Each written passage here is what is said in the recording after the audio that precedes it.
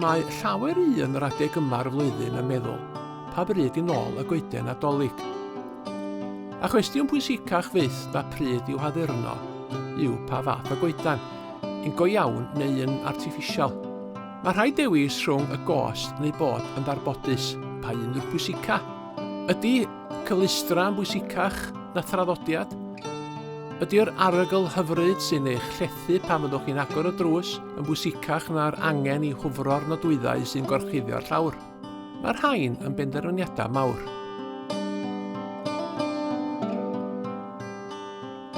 Mae'r traddodiad hwn o ddod â choeden fythwyr ddim cael trefi ar adeg Nadolig yn tarlu o eisiau cofio am fywyd. Mae Cristnogaeth yn cysylltu'r goeden fythwyr a'r bywyd tragwyddol y mae Duw yn ei gynnig i bawb sy'n credu yn Iesu. Efallai y byddwch chi'n gofyn yr un cwestiynau i chi eich hun am fywyd. Fydd rydych am ba goedan Nadolig i'w dewis? Pa un ydych chi ei eisiau? Ffug neu go iawn? Bywyd hawdd rwan neu rhyfeddod o gael byw gyda Duw am byth? Dywedodd Iesu, dwi wedi dod i'r bywyd i bobl, a hwnnw'n fywyd ar ei orau.